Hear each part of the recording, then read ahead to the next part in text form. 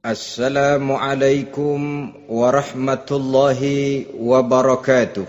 Bismillahirrahmanirrahim. Alhamdulillahi rabbil alamin.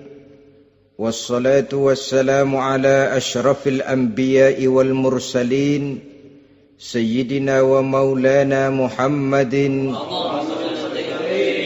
wa ala alihi wa ashabihil mujahidin at-tahirin.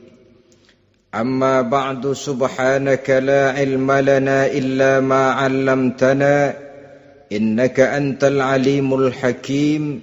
La haula wa la quwwata illa billahil aliyyil azim. Saudara-saudara kaum muslimin, terutama adik-adik para remaja dan pemuda yang saya cintai. Apabila seseorang akan membangun rumah, tentu saja dia akan mengadakan beberapa pilihan. Sejak dari memilih lokasi di mana rumah itu akan didirikan, sampai kepada menentukan bahan-bahan kualitas yang akan dipakainya, sampai kemudian kepada wujud dan bentuk rumah yang akan ditinggalinya. Demikianlah bahwa untuk membangun sebuah rumah yang hanya untuk menaungi kehidupan di dunia ini, kita mengadakan berbagai macam pilihan. Apalagi kalau kita akan membangun sebuah rumah tangga yang kita harapkan tidak hanya akan menaungi kehidupan di dunia ini, tidak hanya untuk kepentingan kita saja, tetapi juga untuk kepentingan anak cucu kita di belakang hari, termasuk sampai kepada hari akhirat nanti. Oleh karena itu, pada pertemuan kali ini, saya hanya ingin khusus berbicara kepada adik-adik remaja dan para pemuda, bagaimana sebaiknya memilih jodoh menurut ajaran agama Islam. Dalam Al-Quran, Allah Subhanahu wa ta'ala menjelaskan, Zuyyina linnasi hubbus syahawati minan nisa, bahwa manusia apapun jenisnya, asal dia bernama manusia, dihiasi dengan perasaan cinta kepada perempuan. Jadi sejak dahulunya secara fitrah, laki-laki senang kepada perempuan, sebagaimana perempuan pun senang kepada laki-laki. Dihiasi rasa cinta ini dalam kehidupan manusia. Dan oleh karena adanya rasa cinta, berkembanglah segala macam persoalan. Sehingga seorang ahli cinta pernah berkata, cinta adalah 5 huruf yang membuat persoalan tidak akan pernah selesai. 5 huruf yang membuat persoalan tidak akan pernah selesai-selesai. Tetapi dalam kehidupan sehari-hari sering kita saksikan bahwa cinta ini bisa mendorong, memberikan motivasi yang baik, dan cinta ini pun bisa juga memberikan dorongan yang tidak baik. Oleh karenanya, apabila cinta itu ibarat setetes embun yang jatuh di bumi yang subur, akan tumbuhlah di atasnya aneka ragam bunga-bungaan yang harum semerbak, indah, mewangi, sedap dipandang orang, menebarkan rasa aman, damai, sentosa, dan begitu selanjutnya. Tapi jika cinta itu jatuh di hati yang gersang dan tandus, tidak ada yang akan dapat tumbuh di sana selain sirih memanjat batu, kuning daunnya, lemah gagangnya, maka cinta yang semacam itu tidak akan memberikan dorongan positif kepada seseorang di dalam kehidupannya. Maka lebih dahulu kita akan membicarakan cinta dalam artian yang positif ini, untuk nanti sampai kepada perempuan yang bagaimana yang harus kita cintai, atau laki-laki yang bagaimana yang harus dicintai oleh seorang perempuan. Saudara hadirin yang saya hormati, cinta dalam artian yang positif, pertama, dia selalu mendatangkan keindahan. Yang kedua, cinta itu memberikan energi atau semangat untuk berjuang. Dan yang ketiga, cinta itu selalu membawa resiko dalam bentuk pengorbanan. Maka cinta yang positif pertama melahirkan keindahan. Disinilah orang memerlukan filter atau saringan. Sebab keindahan yang didasarkan karena cinta itu merupakan satu keindahan yang relatif saja.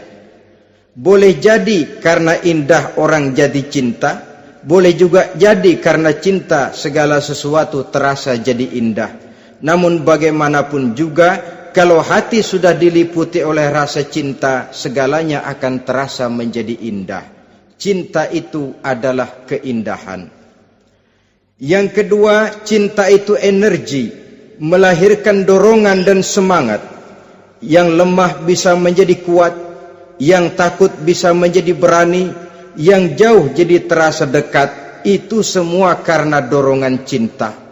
Dan dari energi ini lahirlah yang ketiga, bahwa cinta adalah pengorbanan.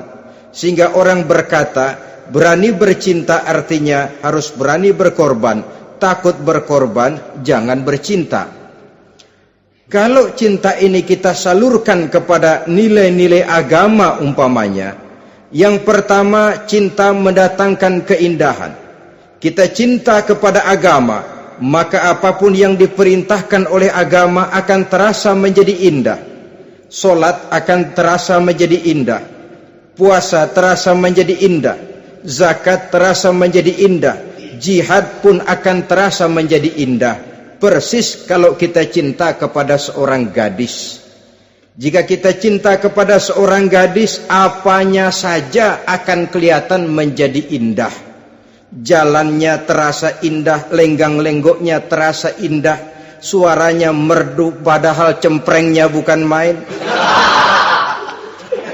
Seluruhnya akan mendatangkan keindahan karena dasarnya sudah cinta. Cinta membawa kepada keindahan. Yang kedua, cinta itu melahirkan energi. Orang yang cinta kepada agama akan lahir tenaga dan semangatnya melaksanakan ibadah, melaksanakan puasa, melaksanakan zakat, melaksanakan solat, melaksanakan haji, bahkan melaksanakan jihad sekalipun. Cinta selamanya menimbulkan energi dan semangat. Sama saja dengan kita apabila jatuh cinta kepada seorang gadis, walaupun rumahnya jauh, katanya, gunung pun akan kudaki, lautan pun kuseberangi. Untuk apa itu? Untuk menemui apa yang kita cintai. Cinta selamanya melahirkan energi. Capek tidak terasa, lelah tidak terasa, semuanya tertutup oleh keindahan yang bernama cinta.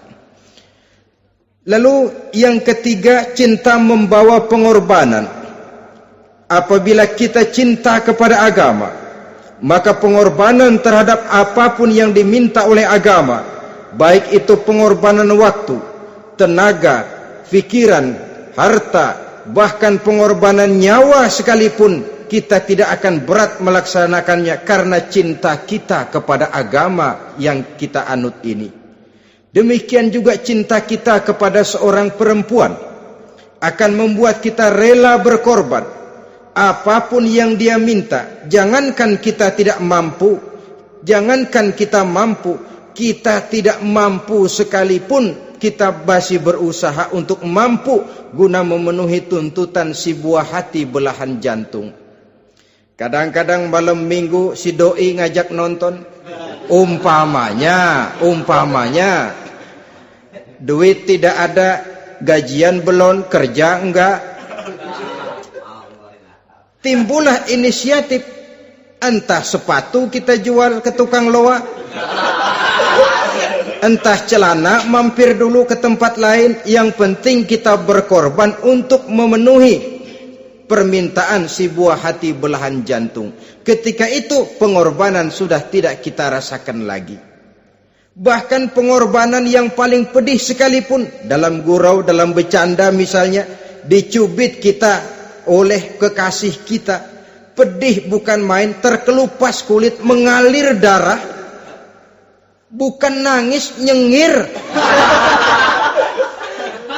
Malah kadang-kadang minta tambah dicubit lagi. Itulah romantikanya cinta, sanggup membuat orang berkorban, melahirkan energi dan semangat, menambah keindahan dalam kehidupan, sepanjang dia dalam artian yang positif. Kalau demikian masalahnya, di dunia yang penuh dengan perbenturan nilai sekarang ini, orang sering salah jalan bagaimana memilih jodoh untuk membangun rumah tangga yang bahagia. Jangan lupa bahwa membangun rumah tangga ini bukan hanya untuk 1-2 bulan, bukan hanya untuk 1-2 tahun, bahkan bukan cuma untuk kehidupan dunia, lebih daripada itu pun untuk menunjang kebahagiaan di akhirat. Oleh karenanya, memilih jodoh bukan satu hal yang mudah, bukan satu hal yang bisa dilaksanakan sambil lalu, tetapi memerlukan penelitian, memerlukan pengamatan yang mendalam. Apa petunjuk agama tentang itu? Dengan kata lain, bagaimana seharusnya seseorang memilih jodoh dalam kehidupannya? Ini tentu saja sumbangan moral buat adik-adik remaja dan para pemuda yang lagi kebingungan memilih jodoh, atau barangkali buat bapak-bapak yang kepengen nambah lagi.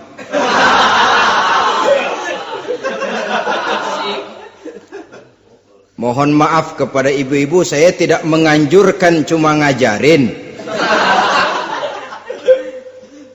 Yang pertama, menurut Nabi, nikahilah perempuan itu karena rupanya, karena hartanya, karena keturunannya, dan karena agamanya. Ada 4 motif utama di sini. Pertama, memilih jodoh, lihatlah rupanya. Lagian siapa yang kepengen dapat jodoh rupanya enggak karu-karuan? Cari rupa yang cantik, indah, dan menawan. Namun jangan lupa, saya katakan di zaman di mana sering terjadi benturan nilai seperti sekarang ini, orang sulit untuk mendapatkan keaslian. Di mana teknologi sudah sedemikian canggih, di mana ilmu kedokteran sudah sedemikian maju, maka berbagai macam rupa bisa dibentuk dengan apa yang dinamakan operasi plastik misalnya. Yang pesek bisa dibikin mancung, kuping yang kelebaran bisa dibikin sedang, pipi yang kembung sebelah bisa dibikin rata, janggut yang tidak menarik bisa dibikin bak lebah bergantung katanya. Oleh karena itu, kalau pilihan hanya tertuju kepada rupa yang cantik saja semata-mata, kita sudah melakukan satu kesalahan yang sangat besar. Sebab apa? Diperingatkan oleh Nabi melalui hadis Ibnu Majah, Bazar dan Baihaqi dari Ibnu Umar. Janganlah kamu kawini seorang perempuan karena kecantikannya, sebab kecantikan boleh jadi akan mencelakakan. Jangan juga kamu kawini perempuan karena hartanya, sebab kekayaan biasanya akan mendatangkan kesombongan. Tetapi kawinilah karena agama dan akhlaknya, karena itulah yang akan membawa kepada kebahagiaan. Saudara-saudara kaum muslimin, terutama adik-adik remaja dan para pemuda, dikala usia puber, apalagi mata baru terbuka, awal balik namanya, remaja sering kehilangan filter. Pokoknya asal ngelihat rupa yang sudah lemot, denok, geboy, pikiran pun hanyut, malam terkenang, siang terbayang, tidur tak nyenyak, makan tak enak katanya, selalu terbayang wajah si doi. Dikala itu orang kehilangan pertimbangan bahwa rupa yang cantik kadang-kadang sering menipu. Diriwayatkan oleh Imam Ibnu Abbas, satu hari ketika sedang kumpul dengan para sahabat, lewatlah orang dengan potongan potongan orang kaya. Kelihatan kan, orang kaya sama orang miskin jalannya aja lain kan.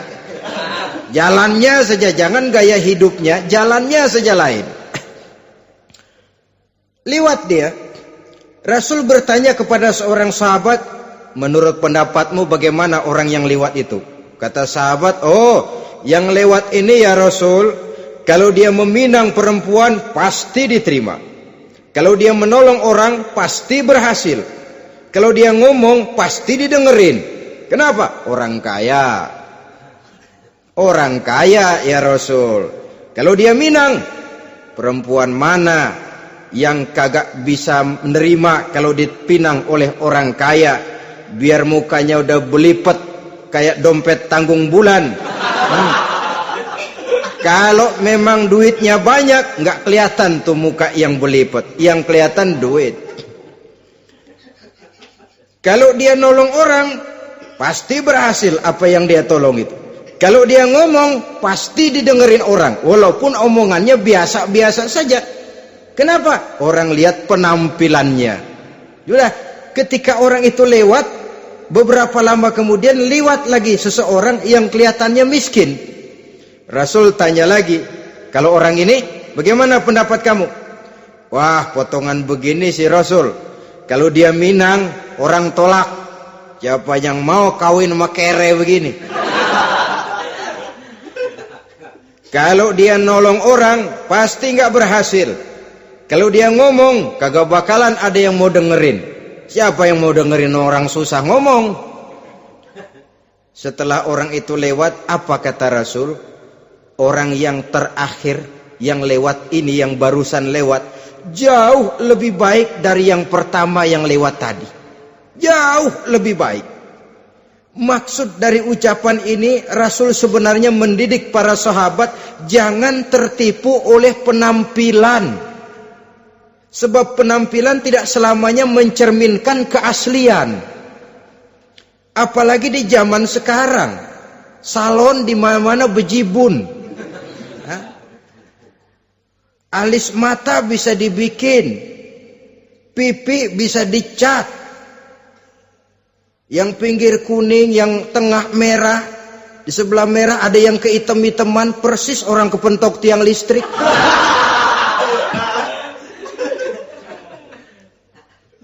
Kecantikan yang artifisial, kecantikan yang bukan alami.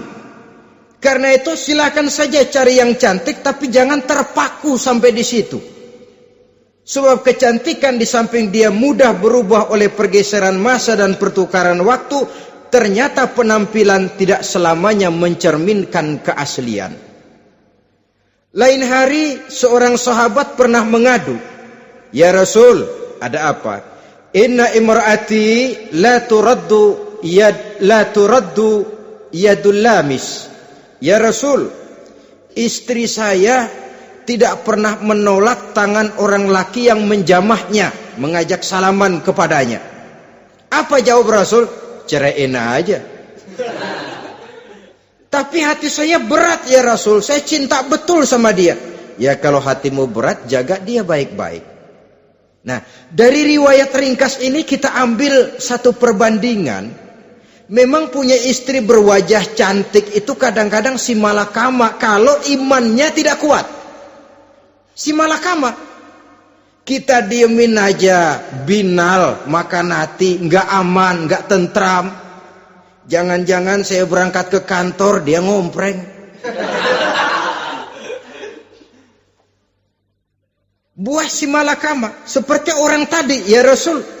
Istri saya kelihatannya sebenarnya tidak negatif maksudnya ini, cuma bersalaman, tapi terlalu ngobrol. La turaddu yadul lamis, tidak pernah menolak orang yang ngajak salaman. Ya sekedar salaman. Tapi kan awalnya dari salaman. Kalau sudah salaman kan strum bisa ngederdet dari tangan situ. Kata Rasul sederhana saja, ya kalau memang begitu ceraiin. Saya nggak kuat Rasul, saya cinta betul sama dia. Kalau kau tak kuat berpisah dengan dia, jagalah dia baik-baik. Ajar, didik, tanamkan rasa keagamaan di dalam hatinya. Saudara-saudara kaum muslimin, jadi rupa yang cantik tanpa didasari oleh nilai-nilai agama akan membuat seorang suami di rumah tangganya seperti si malakama. Seperti berhadapan dengan buah si malakama, kalau tidak diiringi dengan nilai-nilai moral yang luhur dan bekal agama yang tangguh. Akan pergi jauh dari rumah rasanya tidak aman. Sedangkan di rumah saja siapa yang akan mencari nafkah? Dan begitu selanjutnya. Orang tadi jelas berhadapan dengan buah si malakama. Didiamkan, makan hati. Sebab, maaf, kalau seorang suami sudah tidak punya rasa cemburu terhadap istrinya, itu kan yang disebut dayus. Dan dayus itu, jangankan masuk surga, bau surga saja dia tidak dapat. Tapi cemburu dalam artian bukan cemburu buta, cemburu dalam artian yang wajar. Dia cemburu, akan dikerasi takut kalau istrinya minta cerai, sedangkan dia cintanya sudah kadung medok bener. Si malakama jadinya.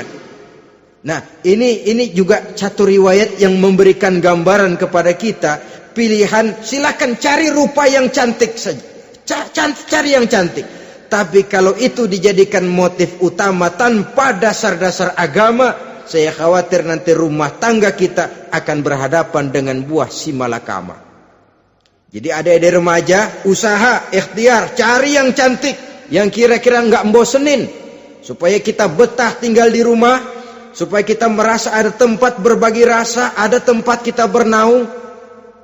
Sebab kalau nyari bini sebini-bininya mah, ya jodoh di tangan Tuhan, kagak usah nyari juga ntar datang diri umpamanya.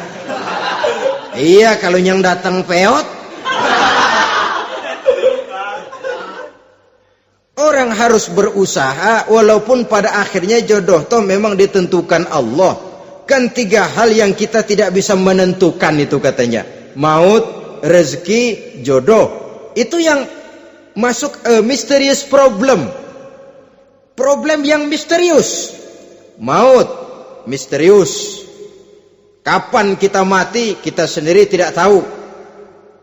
Tahun depan, 50 tahun lagi, 100 tahun lagi, tidak pernah seorang pun diberitahu. Tapi yang pasti dia bakal datang. Kapan dan di mananya, kita tidak tahu. Bisa di rumah, bisa di masjid, ya alhamdulillah. Bisa di majelis taklim, syukur. Bisa di medan perang membela agama, bagus.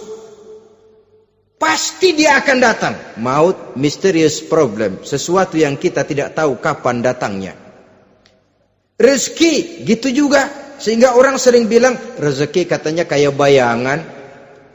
Kita uber-uber, dia lari. Kita diam, dia mah diam. Setengah mati kita uber-uber. Emang ukuran segitu, segitu aja. Begitu kita nggak ngapa-ngapain, datang yang bawain rezeki. Namanya rezeki itu mysterious problem. Kadang-kadang ngobek, sungsang, sumbul, udah segala tanah orang kita ukur-ukurin. Udah segala ngomong sudah nggak ada yang loh, tuh sudah buta. Tapi memang bayangan, kalau belum rezeki ya belum. Kadang-kadang nyari kode sampai tidur di kuburan. Belepotan tanah kuburan loh. Yang aneh lagi kadang-kadang orang gila ditanyain. Allahu Akbar, ini kode-kode zaman sekarang ini. Sampai orang waras nanyain orang gila, itu gimana itu? Ini sudah efek yang betul-betul negatif. Sudah jelas orang gila kok ditanya. Apa kira-kira yang nanya nggak lebih gila dari yang gila itu?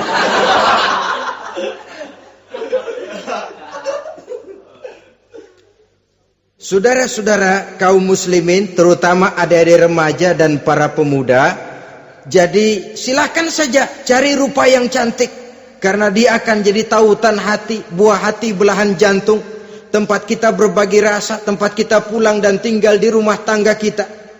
Tapi hendaknya kecantikan rupa itu diiringi juga dengan kecantikan budi.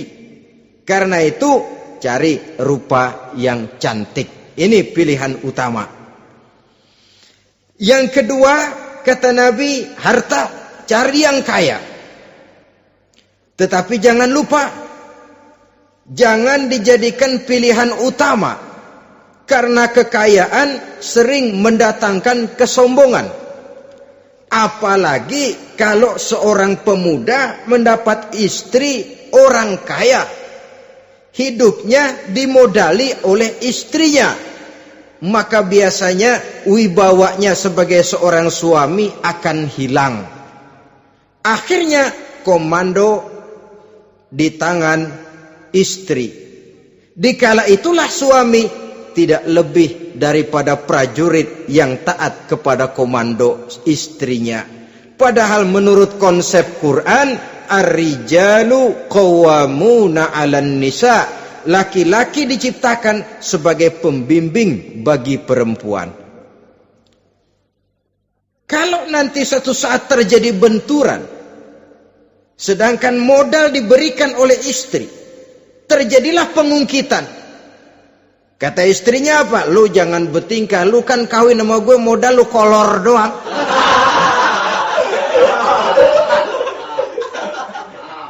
Kalau sekarang bertingkah silakan keluar rumah. Bawa seperti engkau datang dulu, jangan bawa apa-apa. Pergilah seperti engkau datang dulu kemari. Hilanglah wibawa seorang suami. Suami kalau udah digentak sama istri begitu, ngelempuruk kayak ayam sampar. Di mana lagi letak wibawanya? Harta sering mendatangkan kesombongan. Oleh karena itu, walaupun diperintahkan cari yang keturunan orang kaya, tapi maksudnya jangan dompleng. Sebab kepribadian seorang suami akan ditentukan oleh sifatnya sendiri. Keberadaannya ditentukan oleh karya dan perbuatannya sendiri. Itulah yang akan menampilkan kepribadian dia dalam kehidupan di masyarakat ini. Saudara-saudara kaum muslimin, terutama adik-adik remaja dan para pemuda, kan kadang-kadang di zaman sekarang kan kelas-kelas gigolo, playboy ya, nyari tante-tante kesepian, mejeng-mejeng di pinggir-pinggir jalan dengan harapan apa? Ya barter lah, tukar tambah. Nah, supaya dapat rokok, dibelikan pakaian, motor dan sebagainya. Tapi yang jelas hilang harga diri sebagai laki-laki, dan itu yang paling mahal. Kalau seorang laki-laki sudah kehilangan harga diri, apalagi yang bisa dibanggakan dalam kehidupan ini? Apa artinya naik mobil kalau kepala tertunduk ke bawah? Apa artinya jalan di tengah masyarakat kalau kita tidak bisa menengadah dengan satu kebanggaan? Hilangnya harga diri merupakan kehancuran awal dari sebuah pribadi yang untuk jangka panjang kita tidak akan bisa lagi berbuat banyak. Tanpa harta orang memang sulit untuk bahagia, tapi harta semata-mata bukan merupakan jaminan bahwa orang lantas akan bahagia. Saya barangkali harus berkata, banyak orang miskin yang kaya, tapi tidak sedikit orang kaya yang miskin. Saya ulangi ini, banyak orang miskin yang kaya, tetapi tidak sedikit orang kaya yang miskin. Nah, bagaimana pengertiannya? Orang miskin yang kaya, materinya sederhana, peralatan rumah tangganya sederhana, tapi hatinya kaya. Oleh karena hatinya kaya, jiwanya lapang. Sebaliknya, orang kaya yang miskin, di tengah kelimpahan materi yang berlimpah, segalanya serba ada, hatinya yang miskin. Kelimpahan materi tidak akan sanggup mengobati kemiskinan hatinya. Sehingga di tengah kehidupan yang serba ada, dia masih merasa kurang, maka dia tidak pernah cukup. Di tengah kemilauan dan gemerlapan serta glamornya rumah mewah, dia merasa hidup di tengah gurun pasir yang gersang dan tandus. Karena itu, biarlah miskin harta tapi kaya budi, daripada kaya harta tapi miskin budi. Lebih utama lagi kaya harta, kaya budi. Itu idealnya. Dasar pilihan ketiga sesudah rupa dan harta menurut Nabi, keluarga. Faktor keturunan sangat menentukan. Pepatah mengatakan, buah apel akan jatuh tidak terlalu jauh dari pohonnya. Biasanya kalau bapak kalong, anak kampret. Bapak nyolong, anak nyopet. Itu fotokopi. Saudara-saudara, sungguh pun demikian, faktor keluarga bukan merupakan yang paling dominan, karena segalanya memang bergantung kepada hidayah dari Allah Subhanahu wa ta'ala. Kalau hidayah datang, bisa saja anak maling bisa jadi kiai. Kalau hidayah datang, bisa saja anak nabi malah ikut bersama orang-orang kafir. Pada akhirnya orang mau besar atau tidak bukan dengan jalan menyempeng kepada keturunan orang lain, tapi ditentukan oleh kepribadian dirinya sendiri. Tidak bisa kita menjadi besar dengan menyebut kebesaran orang lain. Itu sebabnya dicontohkan oleh Imam Ali pada saat beliau berkata, "Laisal fata may yaqulu kana abi, walakinnal fata may yaquluha anadha." Anak muda yang gentleman adalah anak muda yang berani berkata, inilah saya. Bukan anak muda yang membanggakan leluhurnya. Ini kan zaman sekarang ini lagi ngetop-ngetopnya lagu-lagu cengeng katanya dah. Sebenarnya menurut saya bukan cuma lagu cengeng yang jadi masalah. Lagu cengeng cuma satu efek dari sikap yang lebih utama dari itu, yaitu mental cengeng. Kalau mental sudah cengeng, apapun yang kita lakukan akan jadi cengeng. Tidak cuma lagu, kebudayaan yang lahir akan kebudayaan cengeng. Jadi pengusaha cengeng. Jadi pejabat cengeng. Jadi kiai cengeng. Kenapa? Mental cengeng. Di antara mental cengeng itu apa? Mengandalkan fasilitas atasan. Kalau tidak ada fasilitas dari atas, lantas tidak bisa berbuat apa-apa, cengeng. Menjadi besar bukan karena karier pribadi, tapi karena nasib katrolan. Itu pun termasuk mental cengeng. Sedikit gagal, bagaimana sedikit jalan buntu, sedikit deadlock, lu ngapain lu melulu? Saudara hadirin yang saya hormati, jadi lebih penting dari sekedar lagu-lagu cengeng, saya malah lebih suka bicara mental cengeng ini. Mental yang cepat putus asa. Mental yang tidak mau mengeluarkan usaha maksimal. Mental yang hanya mengandalkan fasilitas. Sedangkan pribadinya tidak lebih daripada pribadi sumuhun dawu, pribadi kulon nuwun, pribadi kumaha juragan wae, pribadi oke bos, pribadi asal bapak senang. Bukankah itu semua merupakan cermin dari mental-mental yang cengeng, yang untuk jangka panjang tidak akan pernah menguntungkan daripada pembangunan bangsa dan negara yang kita cintai ini. Seseorang mau besar atau tidak bukan dengan jalan menyempeng kepada kebesaran orang lain.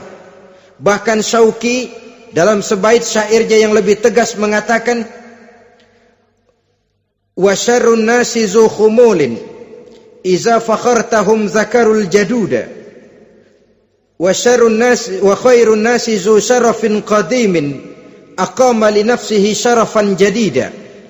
Generasi yang paling jelek adalah generasi pemalas. Kalau kelihatan orang lain lebih hebat dari dia, disebut-sebutnya kebesaran nenek moyangnya. Dia sendiri nggak punya prestasi apa-apa. Kerjanya cuma ngandeli babe. Kerjanya cuma menggelayuti fasilitas orang tuanya. Tanpa itu dia tidak akan punya nilai dan harga sama sekali. Ini generasi paling jelek. Kalau orang lain kelihatan lebih hebat, dia sebut nenek moyangnya. Lo sih belum apa-apa lo, baru kopral lo. Engkong gua no, komandan Hansip. Engkongnya yang disebutin. Dia sendiri tidak punya prestasi apa-apa. Jadi silahkan saja cari gadis dari keturunan keluarga yang baik-baik. Tapi jangan jadikan tendensi utama, jangan dengan niat untuk menyempeng kepada kebesarannya.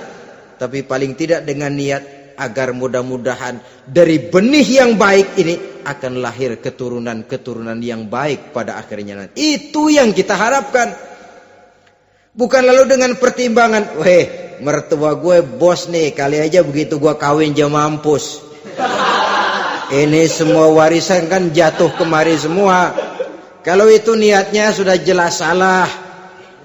Kita mencari perempuan dengan keturunan-keturunan yang baik dengan berharap agar anak-anak kita nanti yang akan merupakan benih cucunya akan melahirkan kebaikan-kebaikan seperti leluhurnya dulu. Saudara, pilihan yang keempat kata Nabi, agama. Ini yang paling inti. Kenapa? Agama itu motivasinya moral. Di sini segalanya ditentukan. Rupa yang baik, harta yang banyak, keluarga yang luhur. Kalau sudah dilandasi oleh agama yang rapuh, bahkan tidak beragama sama sekali, ketiga hal di atas tadi hanya akan mendatangkan malapetaka. Sekarang kan kita tertipu oleh penampilan, padahal penampilan belum tentu kenyataan. Di jalan-jalan kita akan lebih terpesona melihat gadis pakai miniskirt di atas lutut ketimbang kita melihat gadis-gadis yang pakai jilbab. Kalau sudah pakai jilbab keliwat, yang usil banyak banget, bau sorga nih. Bau sorga katanya. Tapi kalau sudah yang pakai miniskirt itu yang lewat, itu dari ujung ke ujung mata kagak mau kedip. Laler nemplok di mata kagak dirasain. Kita terpesona oleh penampilan zahir, padahal penampilan belum tentu memantulkan hal yang sebenarnya. Tapi memang itulah watak manusia. Watak manusia, saya katakan manusia tanpa kecuali. Tetapi bergantung kepada pemikiran jangka pendek atau jangka panjang. Kalau jangka panjang yang kita pikirkan, ya tentu kita tidak akan mudah terpesona oleh hal yang zahir. Sampai-sampai Quran sendiri mengatakan budak yang hitam legam tapi beriman itu lebih baik daripada orang-orang musyrik walaupun cantik, denok, lemot, geboy. Ada lagi nggak bahasa yang lebih dari itu? Cantik, denok, lemot, geboy, bahenol, nerkom. Tapi kafir masih lebih baik budak yang hitam legam sekalipun. Kalau dia beriman. Kenapa? Rumah tangga untuk jangka panjang. Sebab itu Islam tidak membolehkan kawin campuran dengan lain agama. Walaupun ada ayat yang mengatakan boleh kawin dengan ahlul kitab. Tapi sebagian mufassir menjelaskan bolehnya kawin dengan ahlul kitab itu dalam kondisi darurat.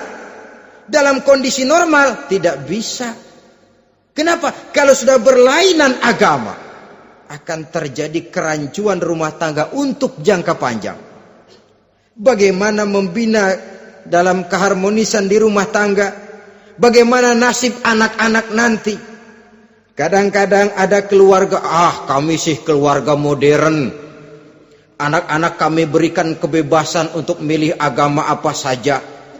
Bapaknya Islam, istrinya Kristen, anaknya ada yang Hindu, Buddha. Bagus nih, keluarga pecel namanya. Bagaimana keluarga modern bisa seperti itu? Padahal seorang suami bertanggung jawab di hadapan Allah. Dia akan ditanya tentang istrinya. Dia akan dimintakan pertanggungan jawab tentang anak-anaknya.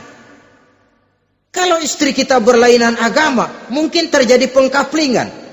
Pokoknya kalau anak perempuan ikut ibu, anak laki ikut bapak. Administrasi dunia bisa begitu, tapi akhirat pertanggungan jawab di hadapan Allah. Bisakah kita? Sorry aja Tuhan emang janjinya begini.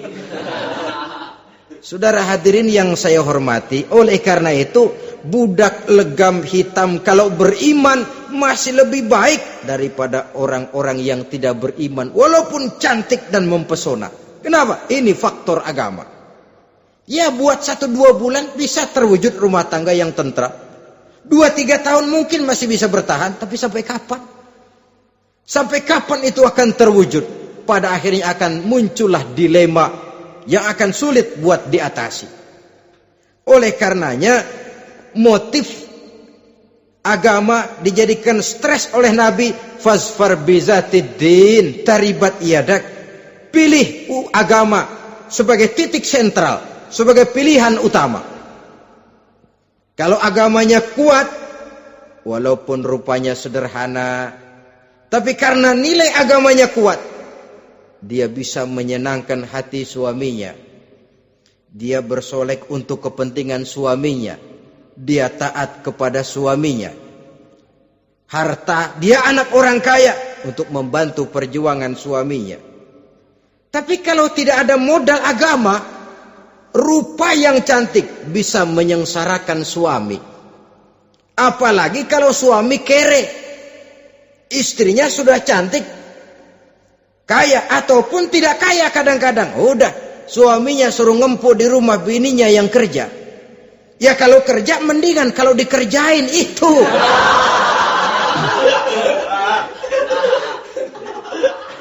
Itu yang repot.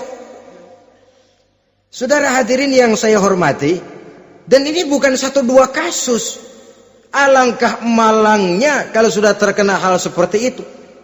Akhirnya seperti pengaduan sahabat kepada Rasul tadi. Mau diceraiin, cinta saya udah medok benar Rasul. Enggak diceraiin, hati saya ngebet, pegel.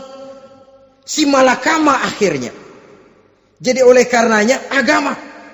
Kalau dia cantik, walaupun miskin, agamanya kuat, dia bisa memelihara kehormatan diri.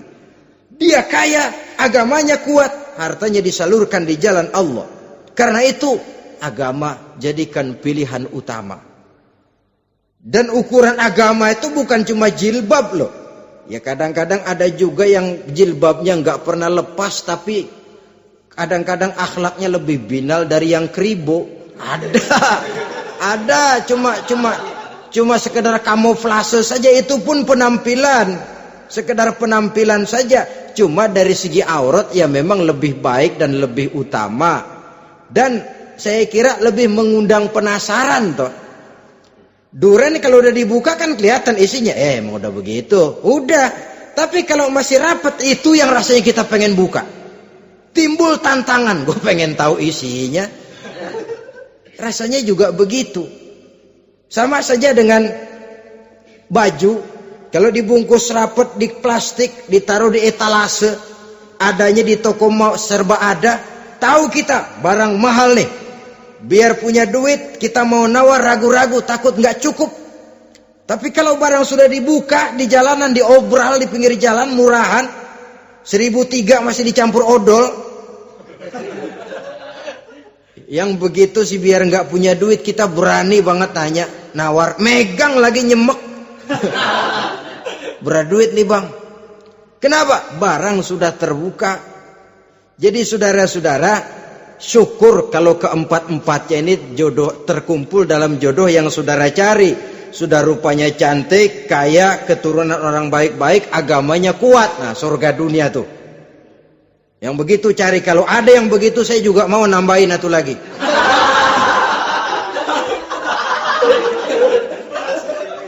Tapi yang kumpul keempat-empatnya ini terus terang saja langka.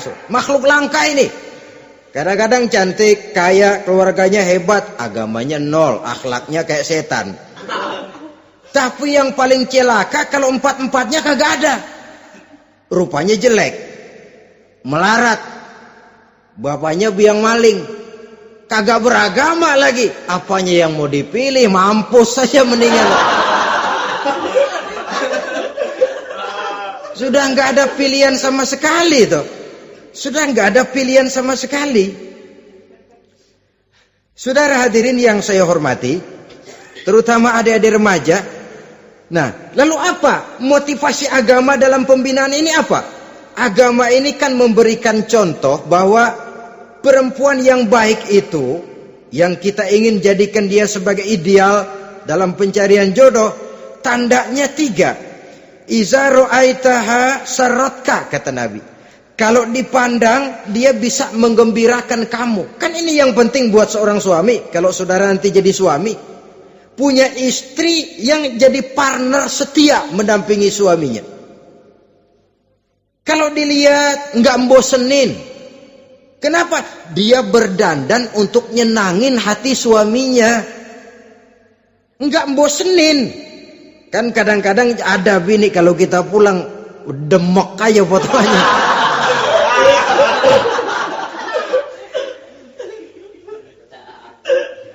Ini yang bikin suami nggak betah di rumah ini kan yang begini. Adapun perempuan yang beragama, apabila dipandang oleh suaminya, dia pandai menyenangkan hati suaminya. Andai kata suaminya dalam kesulitan, dia tidak menambah beban kesulitan. Paling tidak dia bisa memberikan satu bantuan moral. Bantuan moral untuk mengurangi beban kesulitan daripada suaminya. Suami pulang dagang rugi, kata istrinya, romantika bang. Sekali-sekali lah, masa selamanya dagang mau untung. Besok siapa tahu untung lebih besar. Kan meringankan toh. Kadang-kadang enggak, suami pulang dagang dari pasar panas, rugi, sampai rumah bini pidato, pletar-pletor. Lu dagang rugi, emang lu laki goblok.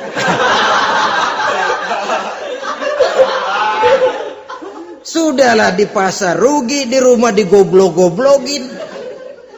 Ini nanti kena penyakit broken home yang begini ini.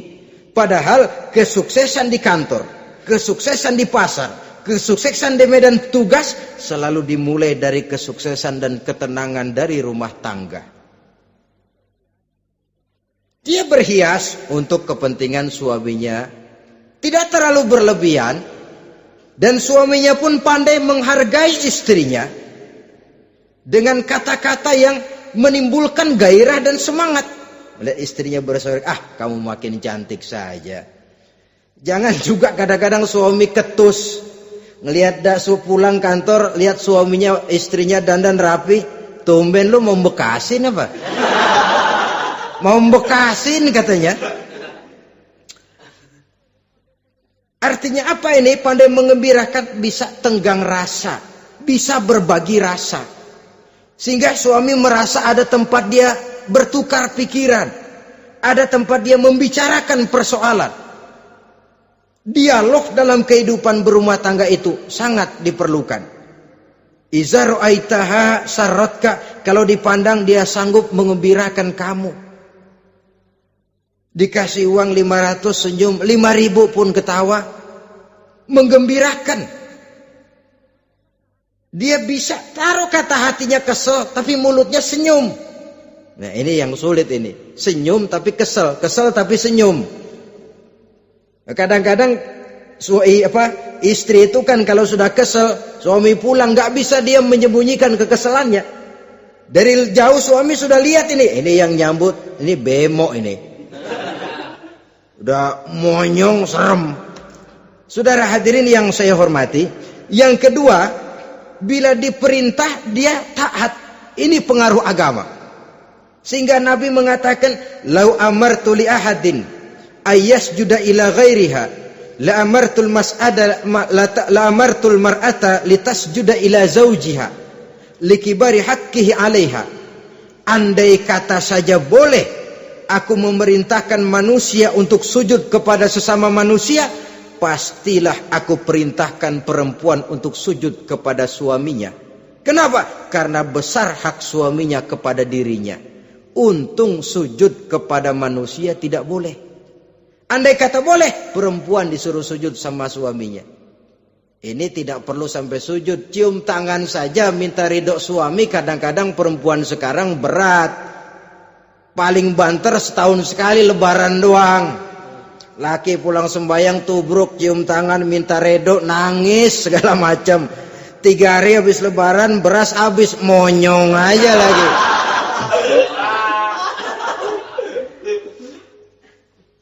Saudara hadirin yang saya hormati, yang ketiga, akibat pengaruh agama, dia sanggup memelihara kehormatan diri dan sanggup menjaga harta suaminya. Memelihara kehormatan diri baik pada saat suaminya di rumah atau pada saat suaminya tidak ada di rumah. Satu riwayat, seorang sahabat akan pergi perang jihad di fi sabilillah. Ketika mau berangkat dia bilang kepada istrinya, "Saya mau berangkat perang. Kalau saya belum pulang kamu jangan keluar rumah. Baik bang. Pergi istrinya, pergi suaminya jihad. 1 minggu, 2 minggu berlalu, belum juga pulang. Satu hari datang utusan dari rumah orang tua si istri ini. Assalamualaikum bu. Waalaikumsalam. Ada apa? Ada berita kurang enak bu. Orang tua ibu sakit parah. Mohon tolong ditengokin. Apa kata si istri? Maaf saja, suami saya belum pulang dari medan perang. Saya belum dapat izin keluar rumah kalau dia belum pulang. Tolong sampaikan maaf saya kepada orang tuanya. Pulanglah utusan tadi. Besok balik lagi. Bu, ada apa? Udah Senin Kemis. Napasnya sudah sampai tenggorokan. Tolong tengokin buat terakhir kalinya bu. Suami saya belum pulang. Dia pesan kalau dia belum pulang saya jangan keluar rumah. Saya nggak bisa tengokin orang tua saya. Salam maaf saja. Pulang utusan itu. Besok balik lagi. Bagaimana? Sudah meninggal bu. Mau dikubur. Tengokinlah buat terakhir kalinya. Suami saya belum pulang. Saya belum berani keluar rumah kalau suami saya belum pulang. Itu janji saya sama suami saya. Pulanglah utusan ini ngadu kepada Rasulullah sallallahu alaihi wasallam. Ya Rasul, ini perempuan kelewatan benar. Dari orang tuanya sakit sampai sekarat, sampai mati, sampai dikuburin dia nggak nengokin. Memangnya kenapa? Suaminya katanya pergi jihad dan suaminya tidak mengizinkan dia keluar rumah kalau si suami belum pulang. Apa jawab Rasul? Marahkah beliau? Tidak, beliau senyum. Apa katanya? Dosa orang tua yang meninggal ini telah diampuni oleh Allah karena dia punya anak perempuan yang begitu taat kepada suaminya. Allahu Akbar. Dosa orang tua yang sudah meninggal itu diampuni oleh Allah karena dia punya anak perempuan yang begitu taat kepada suaminya. Ketaatannya kepada suaminya menyebabkan dosa orang tuanya diampuni oleh Allah Subhanahu wa taala. Suami pergi jihad, orang tua sakit keras, tidak berani dia keluar rumah. Itu tandanya bisa menjaga kehormatan diri. Kalaupun satu saat suaminya manggil, bu tolong ambilin uang di dompet. Dompetnya dibawa, bang ambil saja sendirilah, nanti salah ambil lagi saya. Kadang-kadang enggak, suaminya pergi mandi, dompet berantakan. Saudara hadirin yang saya hormati, ini motivasi agama. Jadi kecantikan zahir yang diimbangi dengan kecantikan batin oleh karena pengaruh agama tadi.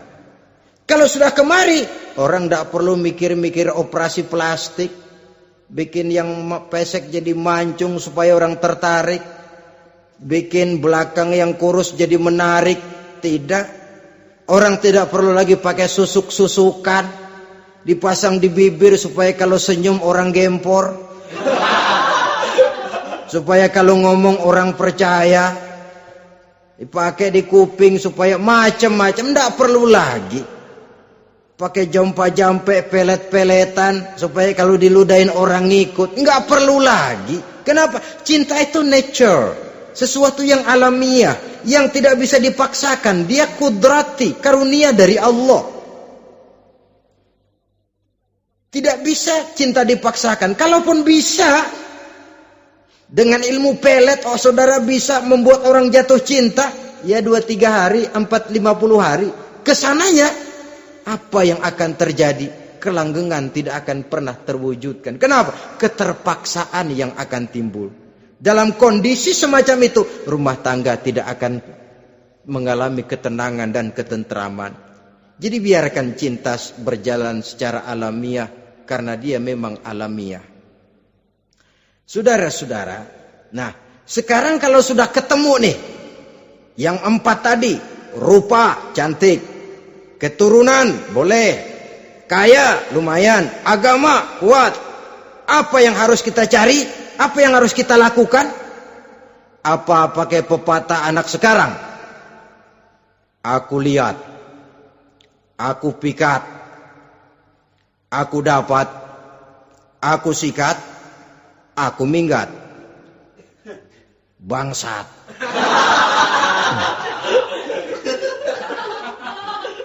Itu kan ada moto cinta kilat begitu tuh. Cinta kilat katanya.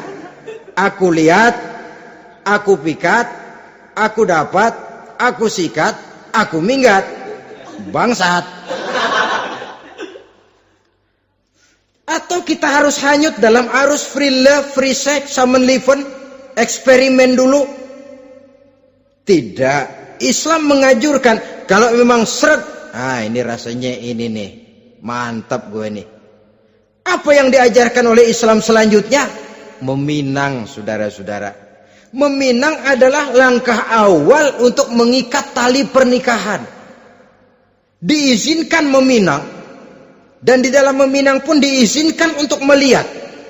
Cuma kalau boleh, ya syaratnya itu waktu melihat itu jangan sampai ketahuan si perempuan yang akan kita pinang itu. Untuk apa kita meminang? Pertama untuk yakin bahwa perempuan yang kita inginkan ini sudah kumpul syaratnya itu, tidak ada cacatnya.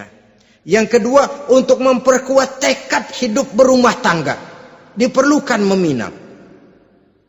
Adapun adat itu berbeda. Tapi bahwa konsep meminang itu dalam Islam ada, itu jelas.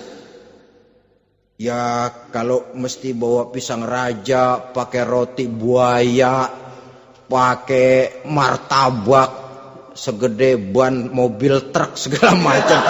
Itu adat saja, ya. Tapi yang real meminang itu ada dalam Islam. Nah, bagaimana adab meminang? Setelah kita tahu anak ini cantiknya ya, keturunan baik, ya kekayaannya lumayan, agamanya kuat, pinanglah dia. Caranya boleh lihat langsung. Lihat langsung kalau bisa tanpa setahu si perempuan. Dan batas yang boleh dilihat itu muka dan tangan. Itu saja. Jadi jangan gerusak. Minta permisi Pak, saya mau ngelihat anak bapak seutuhnya. Soalnya buat saya ini nanti. Apanya aja dibedolin, jangan. Kira-kira yang boleh itu muka sama tangan. Andai kata kita risih, sebab nanti kalau nggak jadi akan jadi timbul rasa malu dan si perempuan juga kasihan. Boleh mengutus perempuan yang kita percaya. Coba kau ke sana, lihat kondisinya yang sebenarnya bagaimana. Kalau ngelihat dari jauh sih utuh, siapa tahu nanti tangannya kurang sebelah. Coba lihat sana. Saudara-saudara, kemudian boleh juga ditanyakan kepada orang tuanya. Dan dalam hal ini orang tua si gadis tidak boleh menyembunyikan aib atau cacat yang dimiliki oleh anaknya. Dia harus menceritakan apa adanya, sampai pun kekurangan anaknya yang paling kecil sekalipun. Sebab apa? Jangan sampai istilah pepatah beli kucing dalam karung. Kedengeran suaranya doang meong-meong, begitu dibuka tuh kucing gempor sebelah kakinya nggak ada. Kan tentu kita tidak kepengen kecewa di belakang hari. Itulah perlunya meminang sebagai jembatan untuk menuju kepada pernikahan. Nah, dengan demikian kalau sudah usaha meminang ini dilaksanakan, jangan merasa sudah setengah resmi. Ini yang kadang-kadang jadi penyakit. Malah sesudah meminang harus masing-masing lebih menjaga diri, menjaga kehormatan, menjaga pergaulan. Kenapa? Agar saat memasuki jenjang pernikahan nanti merupakan jenjang yang sangat ditunggu-tunggu. Ada rasa keinginan tahu. Kalau tidak, ya udah biasa, nggak giroh lagi ngadepin perkawinan. Kenapa? Kemarin-kemarin gue udah cobain. Hilang gairah lagi. Sebab itu kalau sudah meminang, jangan merasa sudah setengah halal. Udah minang ini Kadang-kadang orang tua juga konyol. Sudah dipinang, diumbar. Lu bawa kemana kayaknya lu udah pinang. Padahal meminang itu cuma langkah awal. Sedangkan selanjutnya harus lebih berusaha menjaga kehormatan diri sampai pada saat nanti pelaksanaan pernikahan. Nah, saudara-saudara, terutama adik-adik remaja dan para pemuda, walaupun agak sekilas memang karena terbatasnya waktu pada pertemuan ini, mudah-mudahan bisa memberikan gambaran yang sepintas tentang bagaimana sebaiknya kita memilih jodoh di dalam membina rumah tangga